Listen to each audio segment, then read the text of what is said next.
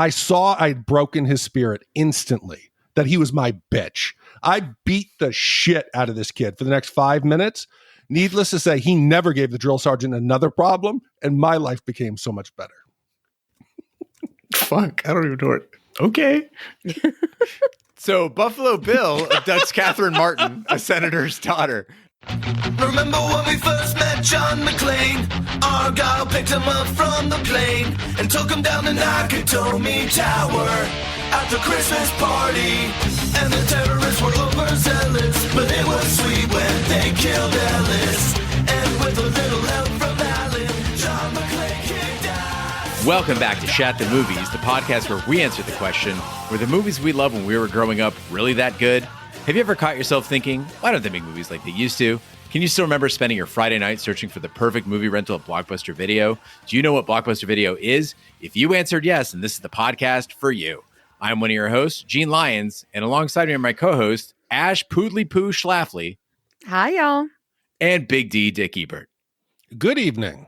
And each week we take a look back in time and decide if our favorite films still hold up. The movies we cover are chosen by you, the listeners, who generously commission the films you love. So if you'd like to see all the movies we have covered, will cover, or want to choose one for yourself, please visit shatthemovies.com and have a look. And at the end of each podcast, we'll provide you, the audience, with the number of wipes each movie would take to get off your respective butts. So thank you so much for listening. If you haven't already, please hit the subscribe button and share with a friend. That's how we help the podcast grow.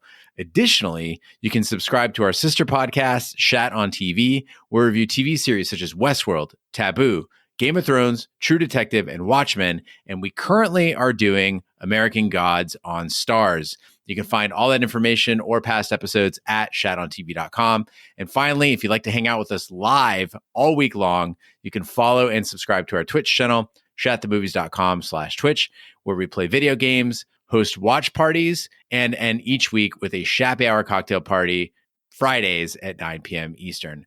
Now, all that being said, Big D, what movie are we reviewing tonight? So we have had two wonderful benefactors throughout the last couple of years of our existence at Shat the Movies and Shat on TV. Brothers Josh and Adam have commissioned, I think it was a total of 5 the last time we counted them. They've additionally commissioned for later this year a birthday gift for each other. But then we found out there is a third brother, John, who they must have been hiding from us because John hasn't emailed us. He hasn't commissioned anything. So they decided to get him in on the action. So they commissioned the 1991 psychological horror film, Silence of the Lambs. Well, and all 3 brothers actually wrote in this week, and Adam and Josh started by saying, "Dear Shat Crew, we're back for another brother's birthday present. This time, our older brother John is turning the big 4-0. Considering the onset of gray in his hair, bend in his gait, creak in his hips, and the fact that he just became a new father for the first time, we felt it would be a great idea to take him back to a time when things were simpler and, well, still functioning. He chose Silence of the Lambs, which frankly scares us a little bit. The choice, not the movie. Because let's face it, as a B-Day gift, he just chose a movie about serial killers, so don't poke the bear, right? Regardless, happy birthday, John. We love you, and we hope the memories ahead of you are as great as the ones you've helped make." And then John actually also wrote in and told us why he picked this one. And John said, "Silence of the Lambs was one of the scariest movies of the 1990s. Plus, it has one of the best character introductions of all time in Dr. Hannibal Lecter. You didn't see a lot of anti-heroes during the 80s and 90s. That was reserved for the post-ironic 2010s. Rooting for and even liking a character that you knew a priori was so evil was strange at the time.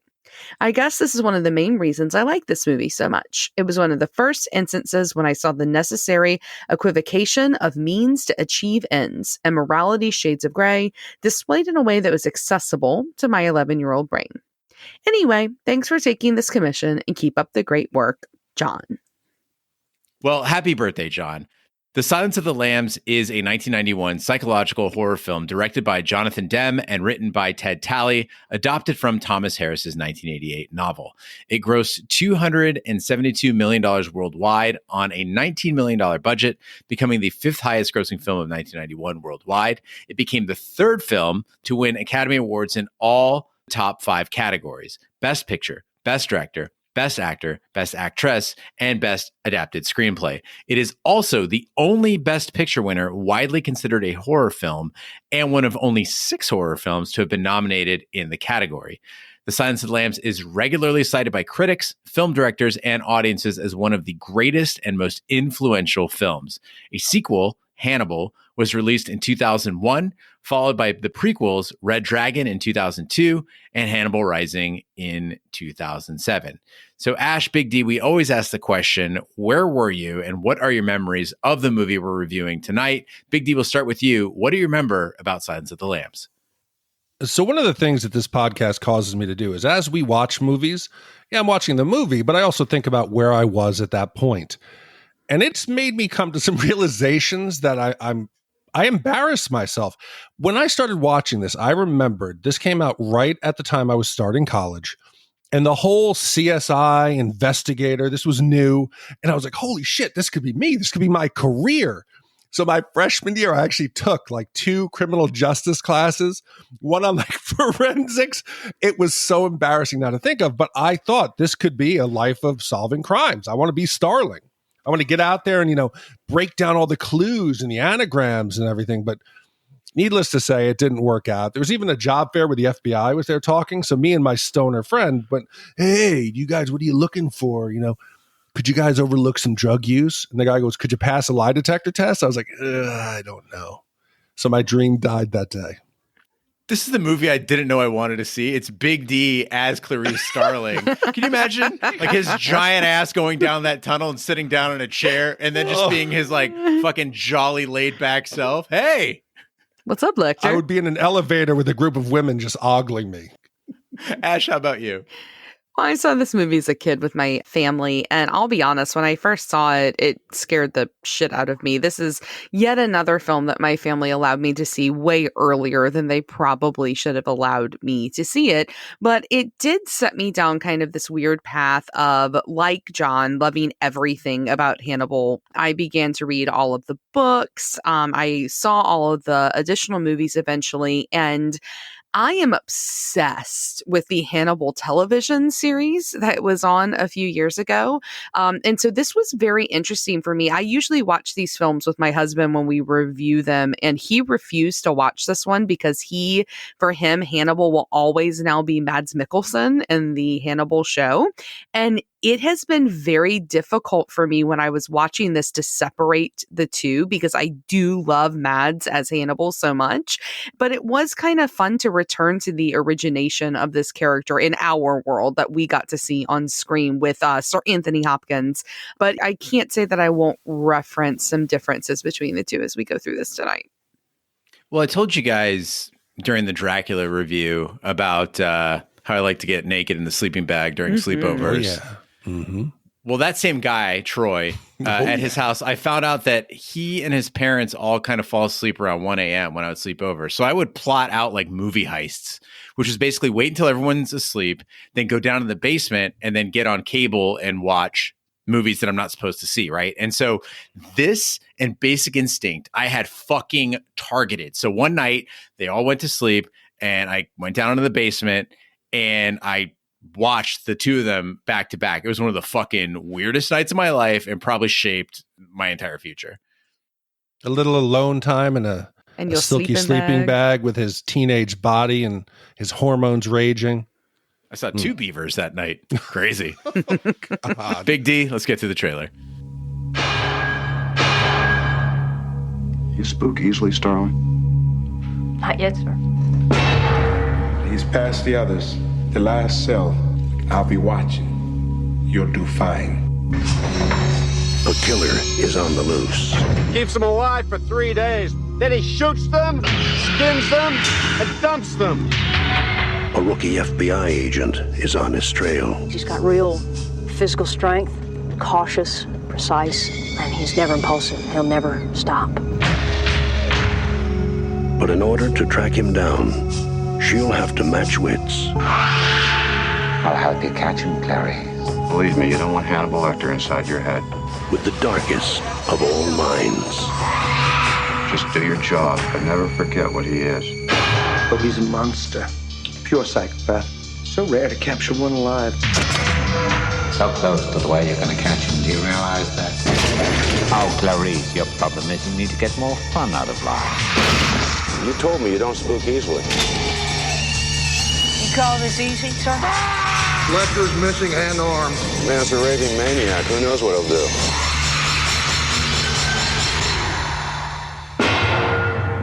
Thank you, Clarice. Thank you.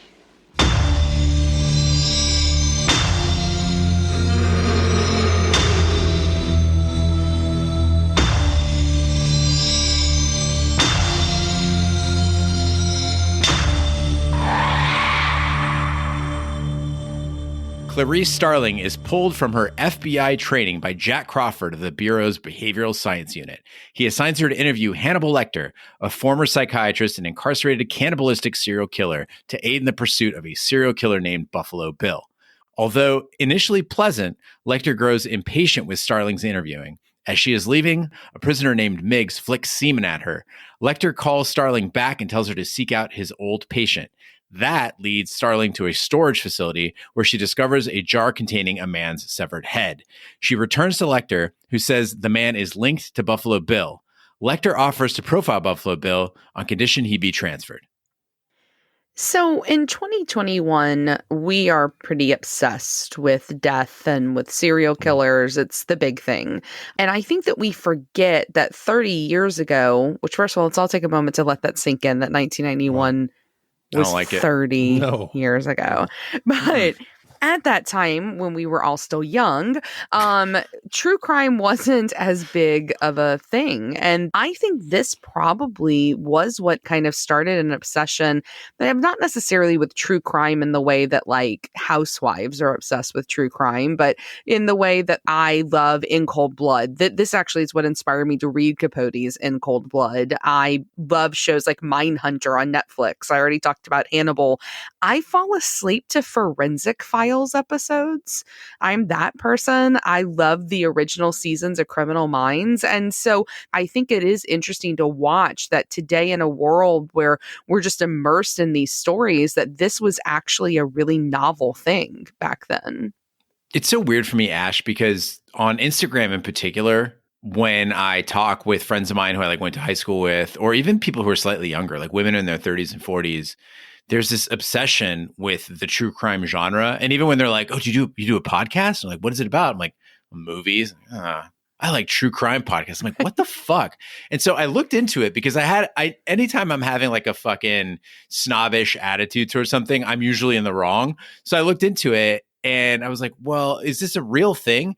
And I found out that more than 70% of Amazon reviews of true crime books come from women. And I thought that was a really strange phenomenon. So I did some more investigation, and Katie Tuttle, who is a writer for the Boston Globe, she has a theory on it that really makes a lot of sense to me. And one is that there's like a fairy tale quality to it, right? So when you think about it, all of the fairy tales that we grew up with, like Hansel and Gretel, they had this weird sort of a true crime bent to them, right? You're getting thrown into a fucking oven by a witch and she's fattening you up for a while. But the other part of it is that women, and this is the part where I felt like a real asshole, it's a part of it is they want to know how to avoid being killed. And so part of this is listening to the gory details is like, oh, well, don't do that. Well, definitely don't do that. And it actually kind of it gives them a sense of security because they feel like they're informing themselves on how not to get killed in a grisly manner. No, that's what they might tell people, but that's not the truth. We've discussed this before, that there's a problem with the court system today, that everybody who comes in and sits on a jury thinks they're fucking Clarice Starling. They're like, where is the DNA evidence? I want to see ballistics. Where's the rifling? Everybody likes to solve a problem. They like a puzzle. Let's try to figure it out. Westworld, part of the reason it was so successful, season 1 and 2, was that people were trying to figure out the mystery. People enjoy that part of it. So I think everyone wants to think they're so smart. It's almost like the stories are secondary. When I start watching some of these things, I try to like break it down. I'm like, okay, let's figure out, what did the husband do? Oh, I knew he was sleeping with his coworker. It's because it's an interactive game. It's interactive TV where we could try to solve who did it. I don't know. At the same time, though, I think there's some legitimacy to what you're saying, Gene, because like I carry my keys in a way that I've seen in movies, like with like the key sticking out so I could like stab somebody. I look in my back seats before I get in my car and I check underneath because I don't want my Achilles tendon cut because that was in a Criminal Minds episode. Like, I mean, I'm very aware of things. I think it's probably subconscious. Like, it's not like I watch it like, hey, I'm going to find out not how to be murdered today. Like, it isn't that. But I think that you're right. I think there is something to that. No, we pick up skills by watching these. Like, I know the fact that if I'm parked my car and I'm going to go get in and there's a van parked next to it with the door on that side, you get in the passenger side. I've taught Vanessa that. What? Well, but let's be honest. If we're both walking through a parking lot, are they going to attack the 6'7" dude? No, I said, are they going to attack the 5'2" girl that can just be like thrown in a bag? I'm not worried. At this point in my life, getting pulled into a van by some strange person is kind of exciting. I'm saying for my wife. But that's not why you watch it. You don't like, okay, let's pick up a trick today. Okay, if you're down in a blacked out basement, how do you don't, You put the lotion on or you get the hose again. That's what you do. I just learned that if somebody's trying to lift a couch into a van, don't get in the van with the couch. Yeah. Stupid. The lesson is don't help the disabled. Do not. Okay, they might pull you into their van. That is not the lesson. But the lesson that we do have here is regardless of why we watch this shit, one of the reasons I think that this movie has held up since 1991 is because of Anthony Hopkins. And I was so startled by how young he was when he first came on screen, because I'm used to like the Dr. Robert Ford from Westworld Anthony Hopkins era that we find ourselves in. That seeing him this young, it was kind of startling. And I don't know what there is to say about him other than that he's amazing. In this one scene, he's clearly this monster. He's clearly absolutely terrifying. That slick back hair. His eyes are so vacant, yet strangely like all knowing at the same time. And then you've got this tone that he has. And I remember as a child, I used to hear Lecter's voice in my nightmares as a kid.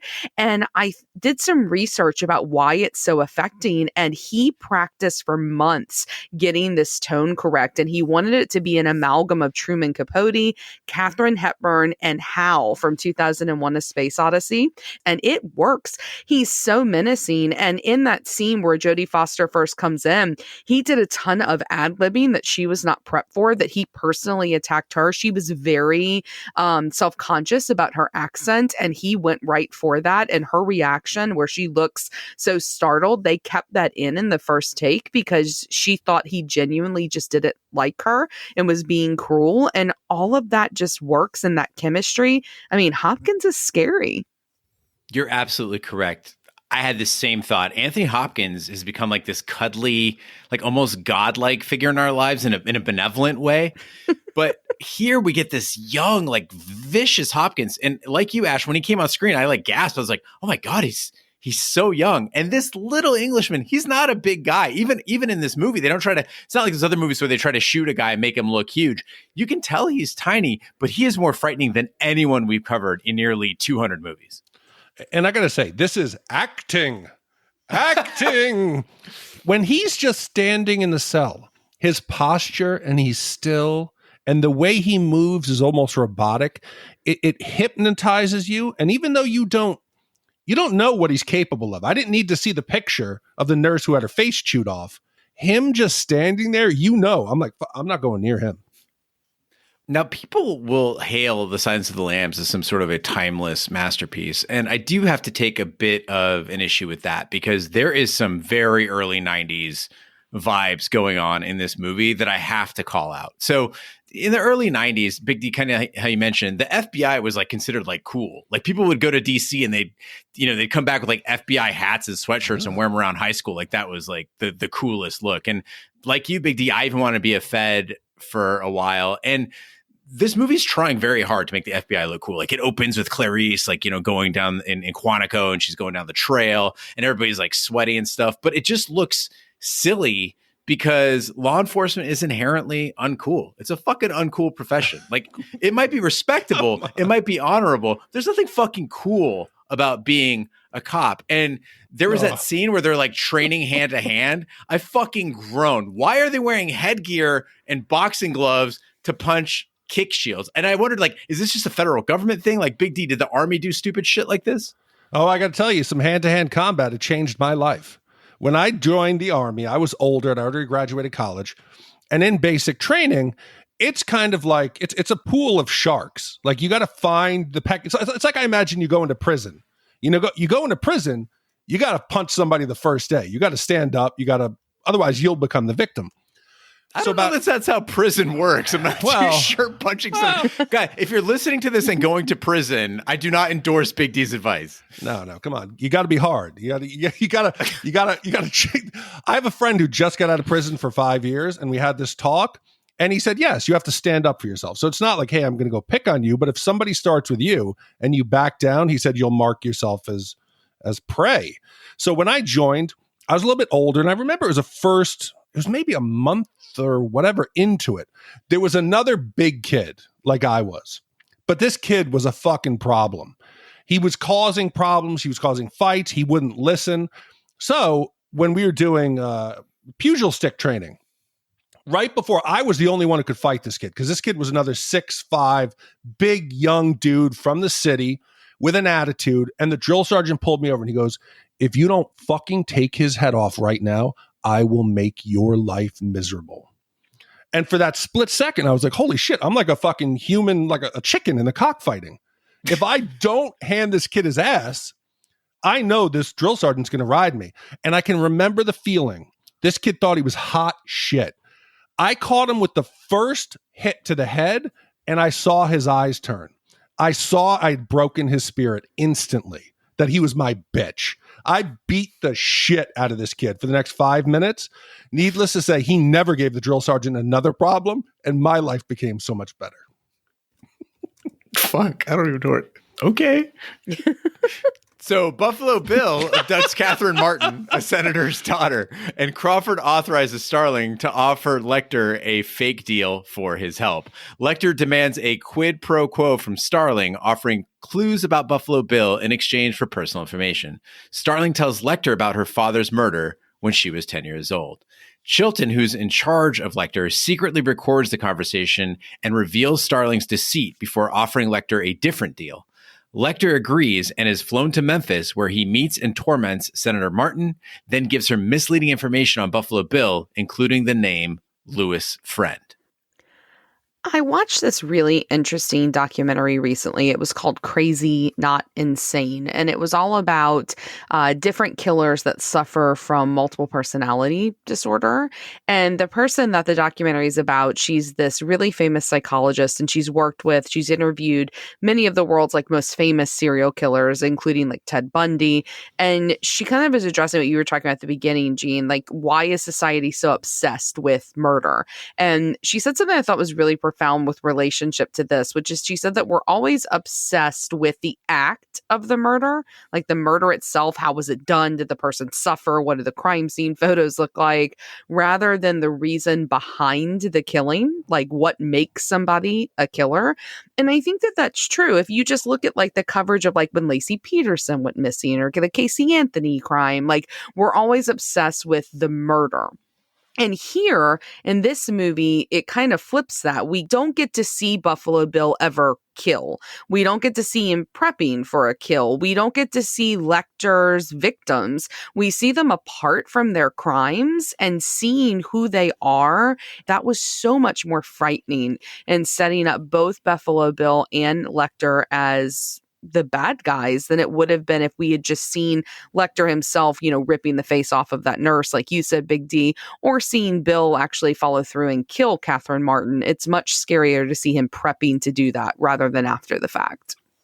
See, I got to disagree. And I don't know if that says something about me. I don't like the killing part. That's kind of secondary. I like to see what led up. What was the moments that caused the person to do it? What is it like when they flip the switch and it actually happens? That's what I like to see. And then also, how do they deal with it after? I like to see what's the psyche of it, less than the act. And they do a trick in this with the camera. And again, whatever, we're not movie experts, but as you do as many movies as we have, you start to pick up on tricks that they're doing. The way they frame the actors, they do this real close, slow framing of the actors' faces. You're right in there. It's uncomfortably close when they're talking. And it always lingers a little bit too long to where you feel uncomfortable. You're like, okay, let's go to the next character. And this trick really makes you feel the tension. You feel like you're in the actor's head. And I felt like I was in Lecter's head. I felt like I was in Bill's head or Clarice's head as she's terrified going around. So they do a really good job with a little subtle trick. Yeah, Big D, you and I talked about this with Roger when we did Sling Blade. You know, that when they black out the rest of the set like they do, and they focus on just the actor's face, you're leaving it all up to him or her. There's nothing left to hide behind. There's no help from the rest of the cast. There's no help from the film crew. It's like you and the audience is do or die. And if you're great, if you are an actor, you can nail it. And if you suck, it's apparent very readily. Well, in Lecter here, we get to see, what's inside of him with the really famous scene at the courthouse with the police officers. And I think, Gene, you'd said he's the scariest in the 200 movies that Shat's done. I would say other than some vampires that he's definitely not just one of the scariest, but one of my favorite killers that was out there. I think he's really, really fascinating. But I was surprised because I've read so much about him and have watched the Hannibal show. I had forgotten how little of Lecter's backstory we actually get in the movie and that he's secondary. I think a lot of people who've never seen this think the movie is about Hannibal Lecter as the killer. And it's just really in this one interlude at the courthouse that we get to see Hannibal. If anybody's interested in delving into that, there is a lot of that's explored in the show, about the Red Dragon, its connection with Will Graham, which the movie Red Dragon actually explores. But Lecter in general is just a huge pop culture thing. And I think that he's earned his reputation the way that Hopkins portrays him here. We wouldn't still be obsessed with him 30 years later if it hadn't have been so successful. Now, Ash, you mentioned Hannibal, although being the most famous character from this movie, is not the primary villain, right? That's Buffalo Bill. And what I really appreciated about this movie is they were so patient in holding off on showing us Bill. Most of the time, if you have a movie about a killer, Buffalo Bill, you're just going to open with him killing somebody, right? And then they might go to Hannibal and then you come back to Bill later.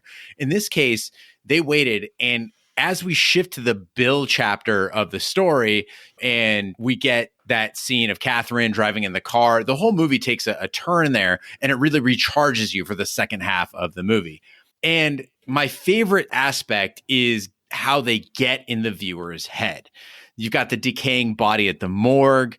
You've got Catherine trapped in the bottom of this dry well. You got Precious, the poodle, just running around and barking. Catherine feeding on scraps so that she'll lose weight so her skin will get loose.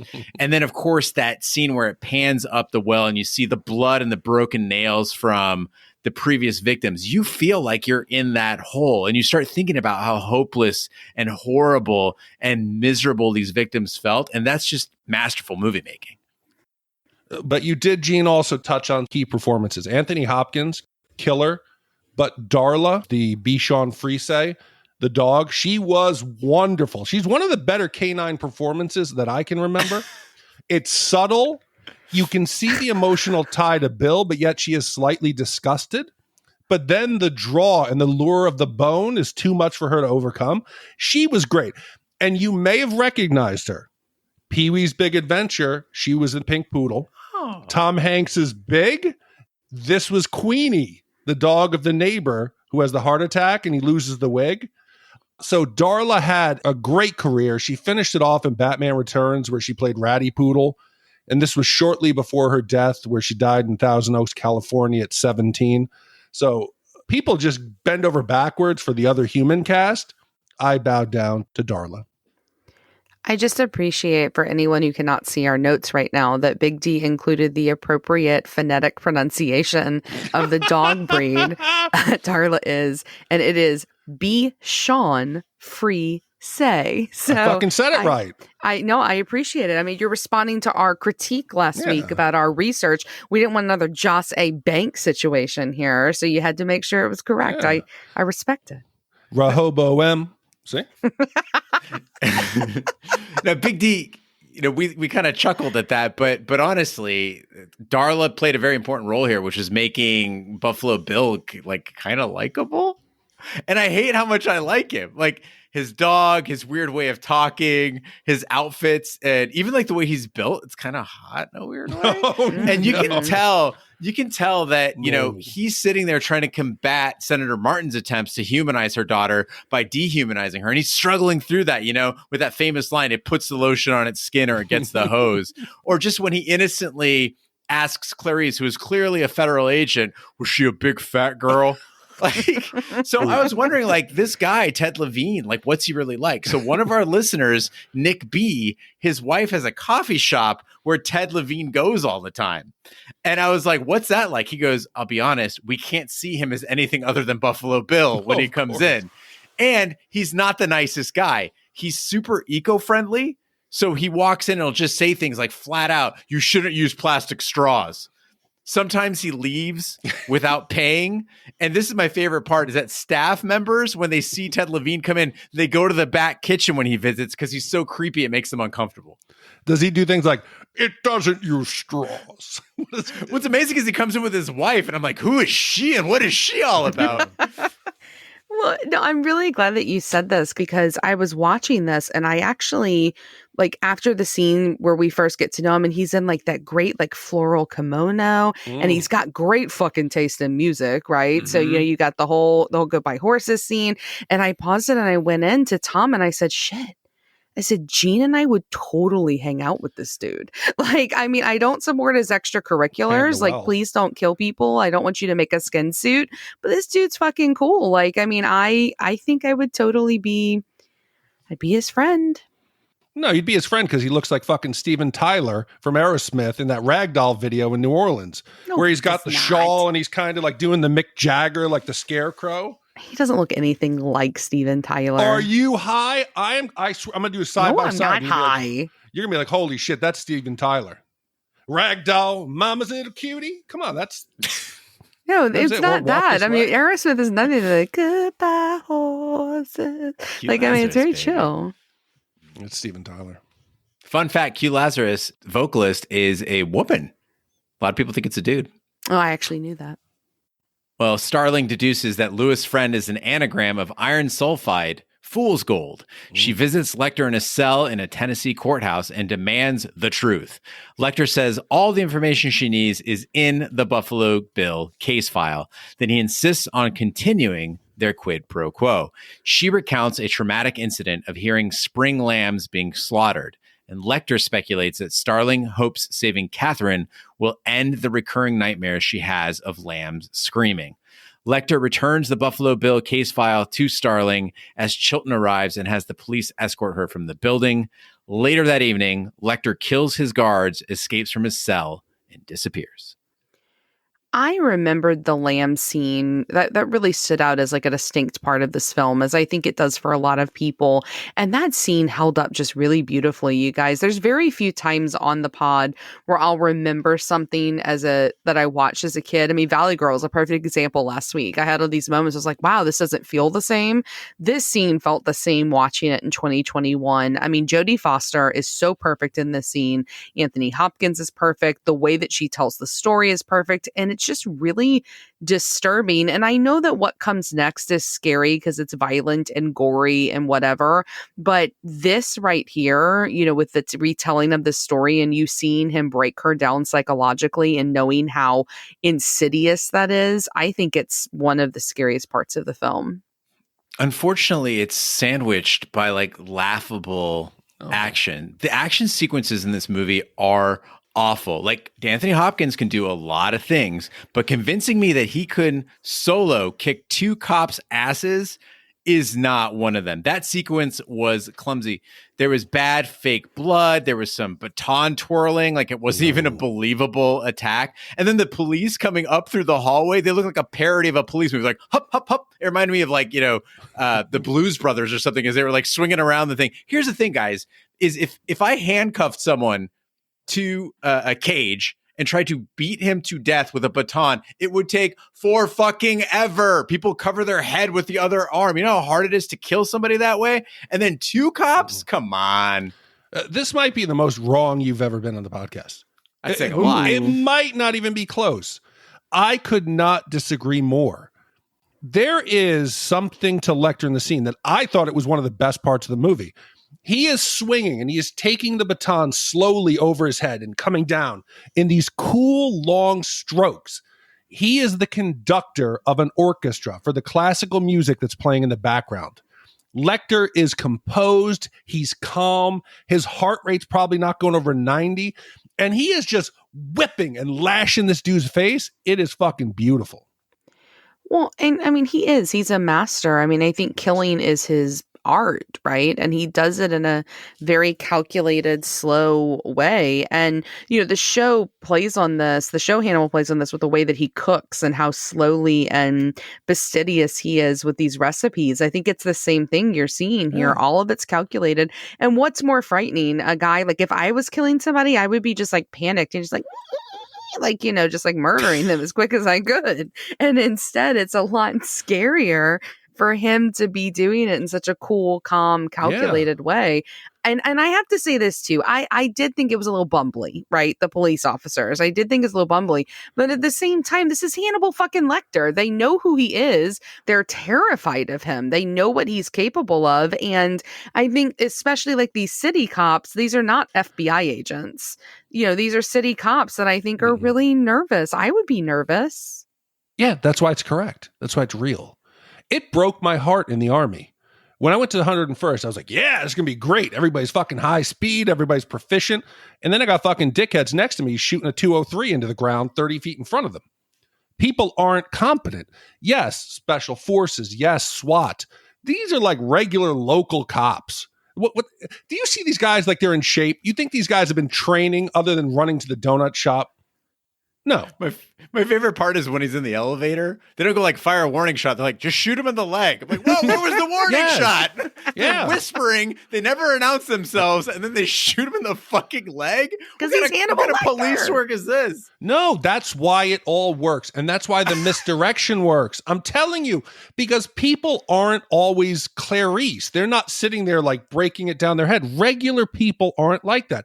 And it works because I don't think I, as the audience, I expected the body swap. In 91, I don't know that I saw it. And you think, oh, why would these cops do it? These cops have an emotional connection with Jim Pembry. The body type is similar. It's an older cop. So when he puts on that meat mask and the one cop is like, oh my God, the other one's like, it's Jim Pembry, God damn it, you talk to him.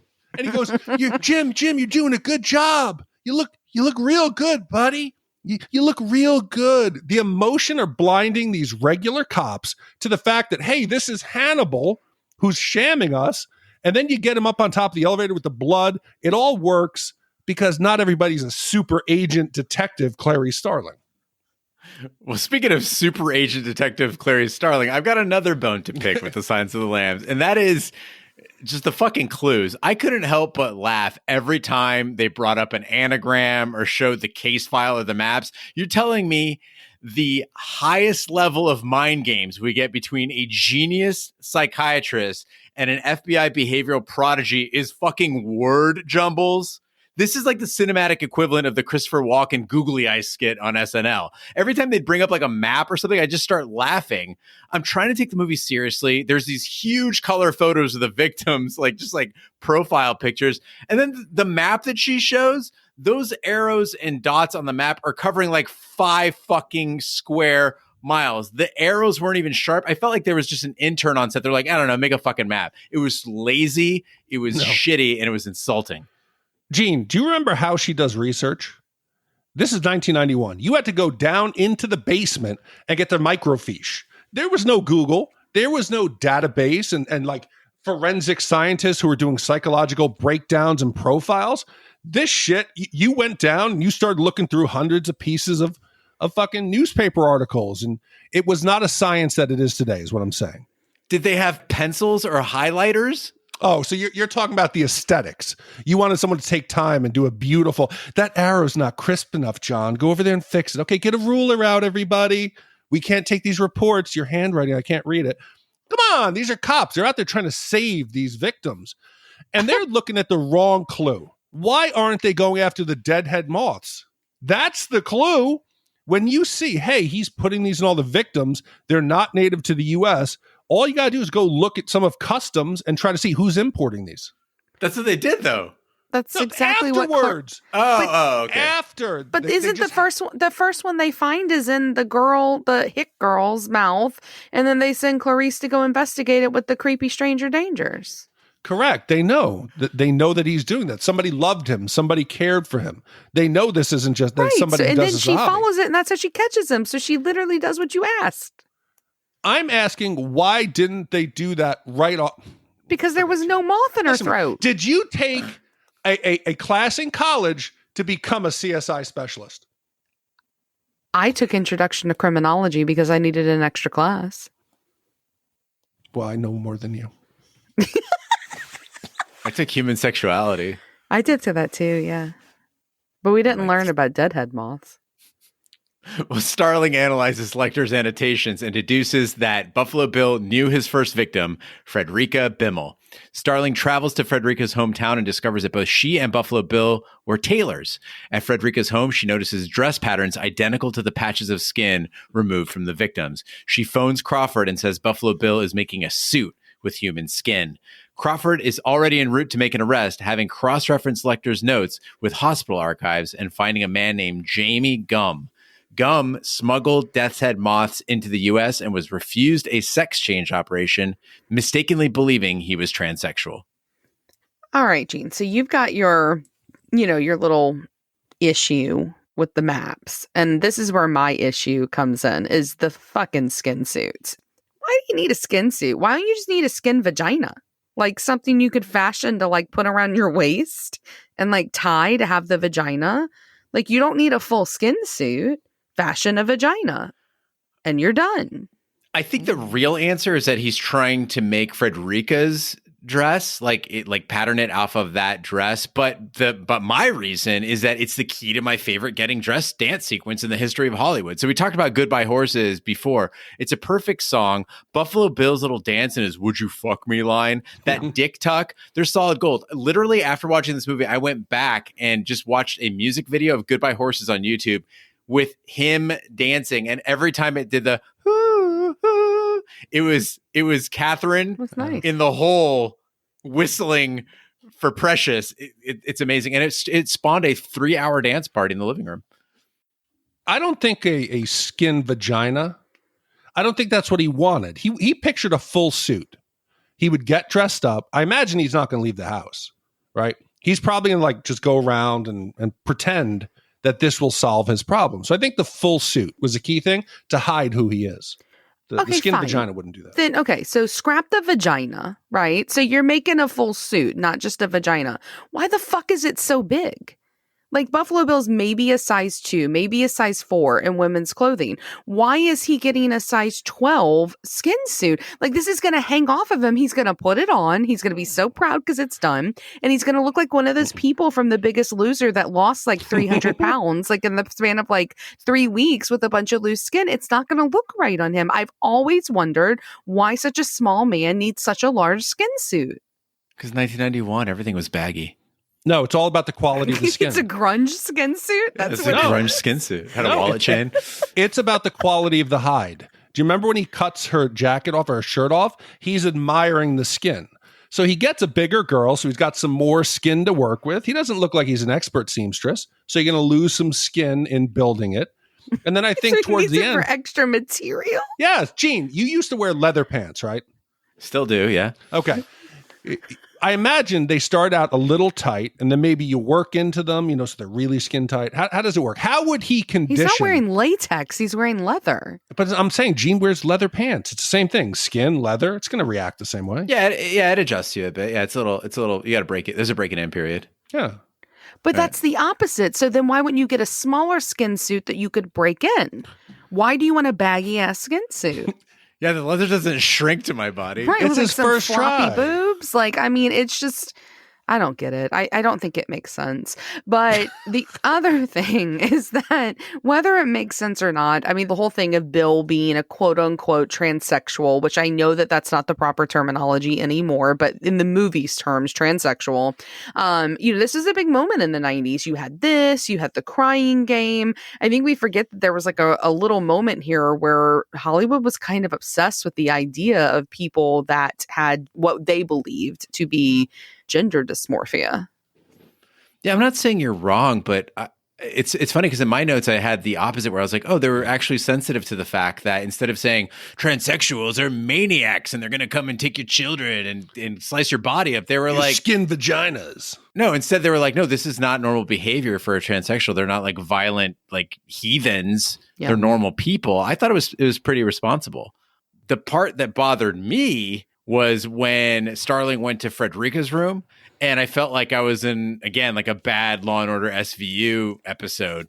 Her room was exactly as she left it. Like, listen, my mom had someone break into her house, and they stole an iPad and some watches. The cops came through, and they turned the fucking house upside down. Now, I know Frederica wasn't killed in her house, but they come in, they bag, and they tag a bunch of items. They take them as evidence. It took my mom like a year to get her shit back. There is no way that a woman goes missing and is murdered, and they don't go into a room and turn that place fucking upside down.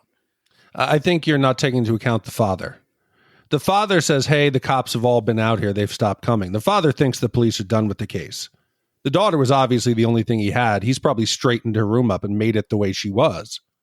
As a parent, I'm saying I could see something weird like that happening.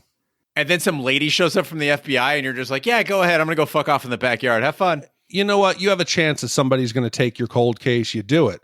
But I had an experience with this when I was in the Army, and I don't remember. I think it was like called a bereavement detail. When you had a soldier who would die, there was an officer and an NCO that would have to go and gather up the person's stuff and, you know, do all the arrangements to get the body home. And one of the things that we had to do the one time I did it, we went into this guy's room, this soldier. He'd been killed in a DUI accident coming back from Nashville. So we had to go through his whole room. And it's weird going into a room that somebody just left. This guy randomly on a Friday night said, hey, let's go. Left the room, never knew he was going to not come back. So going through his stuff, I mean, we found pictures of him having sex with his girlfriend. I mean, the most intimate things you could ever imagine. Sex toys. We found a pipe for smoking. So all that stuff we had to sterilize. We took it out. So mom didn't say, hey, my son just died, and here's a picture of him having sex with his girlfriend. So I can kind of get why the room looks like that and how Clarice reacts and the father. It's a strange situation. I mean, I would do that. God forbid one of this happened to one of my kids, but I would put their room back the way it was. Yeah. Despite some of the gripes that I do have, this is I don't want people to like write it and be like, gee, this movie's great. You're a fucking idiot. It is a great movie. And one thing that I do appreciate about it is while all this stuff is going on, they're discussing the psychology of killers. And, you know, we've got a whodunit going on and we're trying to track things down. Anthony Hopkins is pulling off this amazing performance. They took the time to really tell us a little bit more about Clarice. And a lesser movie would have made Jodie Foster some kind of hot shot without acknowledging her unique viewpoint as a female agent, without acknowledging what she has to fucking deal with day to day. And all too often, we'll see the hero just grow and become untouchable in a Wonder Woman sort of way. Clarice, she's strong, but she is definitely vulnerable, as you alluded to, Ash. You know, Hannibal gets to her. And I think Jodie Foster's jawline just did a great job in this movie. Well, yeah, and she doesn't do some weird shit that other movies do where, like, all of a sudden she's, like, running in heels, like Jurassic World style, or, like, when she breaks into the house and she realizes it's him and she's like, okay, I pull out my gun and she, like, rips her skirt so she can, like, use her legs more effectively because it needs a slit. Like, yes, I mean, they don't do any of that. And I think it works really, really well. But they do it in a way that shows that her female perspective is what helps crack the case. She picks up on the clue that the girl's nail polish, she's not from around here. That's something none of these dudes in the room would have known that. So you buy the fact that she's confident, she's strong, she's a competent FBI agent, and she doesn't have to do that superhero shit that isn't real here. She's just a cop. And she's such a badass when Jack Crawford tries to tell her, like, no, I'm an ally. You know, the only reason I had to tell the sheriff that was so I could, you know, get better access and everything. And she's like, yeah, just don't fucking do that. You know, but did you notice what he said? What did he say back? He said, duly noted. He took it. Yep. And she taught him something. Well, Crawford storms Gum's address in Illinois, finding the house empty. Meanwhile, Starling follows leads to a house where she finds Gum, revealed by a death's head moth flying loose. She pursues him and finds Catherine trapped in a dry well. Gum stalks Starling with night vision goggles, but reveals himself by cocking his revolver. Starling reacts quickly and shoots Gum dead. At the FBI Academy graduation party, Starling receives a phone call from Lecter, who is at Bimini Airport. He wishes her well and says he must hang up because he is having an old friend for dinner. He trails a newly arrived Chilton into the crowd. So it's hard for me to go back and think what I thought before I saw the movie. The misdirection that they did where Lecter escapes, we get it again here. And I think it is so subtly and artfully done that I probably was confused because they weave the two like raids simultaneously. So you see Precious barking, then you see the cops approaching. So you're thinking, hey, Precious is barking at the cops at the door. The cop rings the doorbell. Then we see the sparking of that old doorbell downstairs. So we're thinking it's the same one. They do a great job. And I know we probably should have picked it up, and people more astute than I was probably picked it up back then, but they do it in such a way that I think they had the highest probability of surprising people. Yeah, it was a great job. And most movies, even the near perfect RoboCop, never give us a reason why Clarice would, go in without backup, right? You see all the time in the movies, they're like, I'm going in, and like nobody's there. You're like, dude, they're in a house. They're not leaving. Just fucking wait for the rest of the cops to get there, right? Yeah. At first, I'm screaming like, Clarice, fucking wait for backup. You're being stupid. But the movie does a great job of substantiating why. She doesn't have a choice. She knows he's the guy. She knows that Catherine is being held captive and possibly alive. She doesn't have a cell phone. It's 1991. The FBI team is 400 miles away. She has to go into the situation. And for me, if they didn't substantiate that, my first reaction would be like, why go in? She doesn't have a choice. Bullshit. You never go into a dark basement alone. No way. I think they back it up by the fact that Clarice has trouble clearing a room in training. She's not very good at it. So I don't know the police doctrine, but I would bet you money that she should not have gone in there. Our law enforcement listeners out there, tell me if I'm wrong, but he's in the basement. Where the fuck's he going to go? Secure the basement door. That's it. They're not going to write in because I insulted them earlier by calling them nerds. Well, I love them. I think they're great. I don't know. I thought the ending was still really scary. Whenever the power goes out here, you kind of have to walk with like your hands out to try to find, things when you're in the darkness when the power goes out. Like I always think about this sequence and the way it's shot and whether or not there's somebody in front of me and, seeing eye goggles that wants my skin for their unnecessarily large skin suit. I mean, it really, really held up for me. I thought that the ending was really beautifully done and was really, really frightening.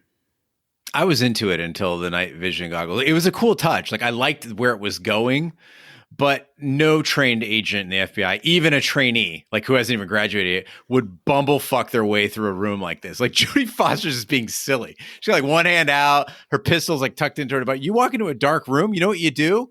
You walk out the same fucking way. You don't keep going in. You know where back is. Gene, again, I think you're completely wrong. If you've ever been in complete pure darkness and you're forced to walk around. No, I'm saying, yes, if you're in a room, you're like, oh, I'm going to back up through the door. But I've been out in the woods in near complete blackness and you're forced to move around. It takes away the sense that we're the most used to, our vision. So every other sense is heightened. You're stumbling around. You can't see. She's completely lost. She's a rookie agent who doesn't know how to clear a room. And you got to kill her in there somewhere. I can understand that she's not going to be the most tactically proficient. You're military, Big D. Gene, you're, a Krav person and you have your skills. And what are you, a green belt now? Yeah. He's a level 4 Krav. So you're a green belt Craver. I'm not. I mean, I feel like if I'm in the dark, I would be wiggling my gun and just kind of waving it. You would have fell in the well. You would have stumbled in the well. I would have been putting lotion on my skin because I fell backward. You look like about a size 14, right? Y'all, each time you do these, y'all sound more and more like Cher. Every single impersonation y'all do. But I would have. I mean, I respected her. The fact that she thought to shoot the windows out. If I was like, oh, he must have. Oh, that was luck. That was not intent. No, she did do it on purpose because she's like, oh, he must have night vision. Like, you're crazy. She was just wildly aiming, like if your son walked in the room and picked up the gun. Yeah. Wiggling it. Right. That's because she was That's how they train him at the FBI. Just wiggle it. Wiggle it in the dark. Guys, we spent like 50 minutes sounding smart, and we just fucking crash landed this podcast. Yeah, because this is fucking Shat the Movies. We can't sound too much like a legitimate movie podcast. But I mean, I do. I just want to speak out and say, like, I think this was very realistic because she's a trainee. We forget that. She's a trainee. She's not some seasoned field operative. She can barely get over the net wall at the beginning of the movie without looking ridiculous. Like, I mean, she's not ready for field work. It's why she's got a fake badge. And I think it makes sense for her to stumble a bit at the end. Well, now's the time in the podcast where we give our wipe scores on the Shat meter. The wipe score tells you how many wipes the movie would take to get off your respective butts. 0 wipes is a perfect movie. It's a Buffalo Bill skin suit, beautifully tailored. 5 wipes is an absolute disaster of a movie. It is spending 2 hours at the bottom of a dry well being fed scraps while Precious barks at you. Ash, we'll start with you. How many wipes do you give The Silence of the Lambs? So I thought this was actually a really nearly perfect film on rewatch. It is paced really well. I still thought that it was pretty scary. Even knowing what was happening, it was still unsettling. It's a story that I think is not unique to time or place. I think that this story works in 91. I think it works in 2021. I think it would work in 2041. I think it's just a good, scary story. Lecter is clearly an iconic killer. I will say I didn't enjoy the very 90s Starling as a child flashbacks, which we didn't really get into in the pod, but I thought those were cheesy, thought they were unnecessary. But otherwise, I just quite frankly loved it. Hopkins was legendary. Foster's incredible. I will continue to watch this movie throughout the years. This will be one that I watch again and again throughout my lifetime. And so it's almost a 0 wipe for me, but I'm not ready to pull that ripcord yet. So I'm going to give it a 0.25 wipes. All right, that's a quarter wipe from Ash. Very respectable score for The Silence of the Lambs.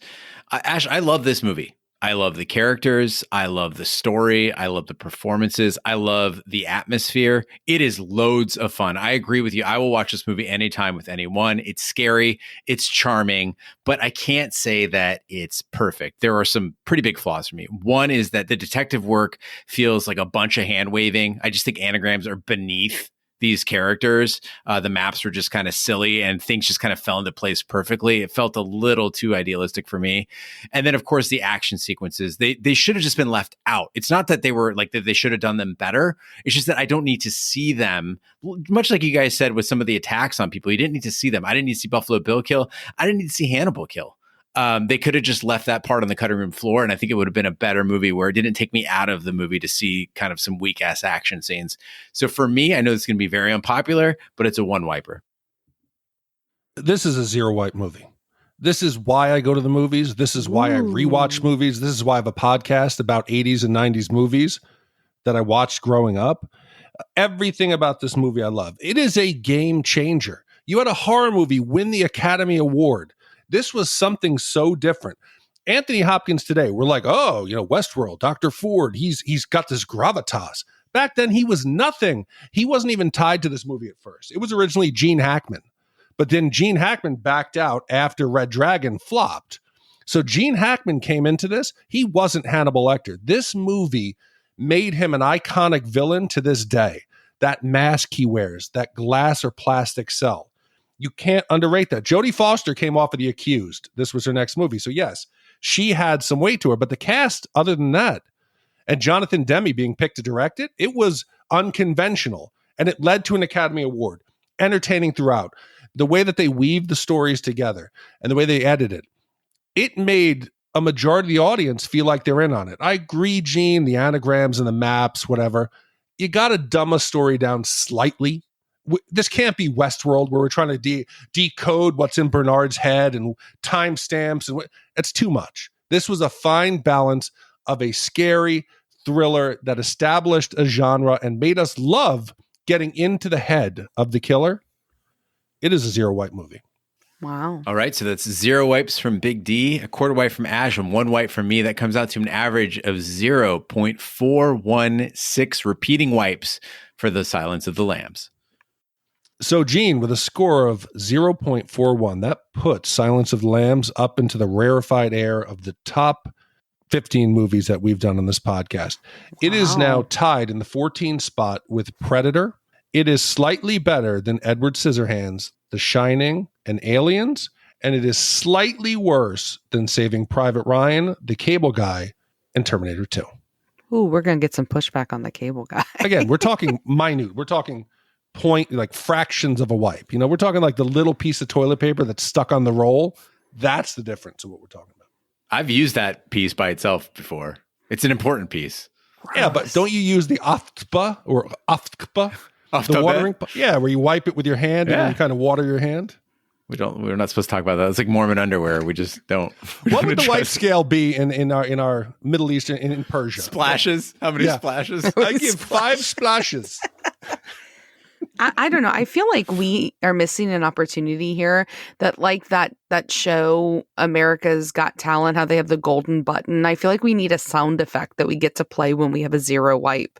It should be like a big deal when we get to the 0 wipe. I can look through the archive. Yeah. Do the Charmin bears make a noise? It's like a harp or something. Some lesser podcasts might do a flush, but we no flush. We got standards. Yeah, we got standards here. That would be James Marsders likes our podcast name. We learned that because of that cameo. So we're moving up in the world. Yeah, we fancy. All right, Big D, what do we have coming up next week? Oh, so next week will be another exciting commission. One of our listeners, Rachel C., wrote in, and she commissioned the 1988 crime thriller film tells the tale of a seaside California town where best friends Mac and Nick are on opposite sides of the law. Mac is a former drug dealer trying to clean up his act, while Nick is a high-profile detective trying to take down a Mexican drug lord named Carlos. Soon, Nick's loyalties are put to the test when he begins an affair with the restaurateur, Joanne. A love interest of Mac's unwittingly leads his friend into a police-orchestrated trap.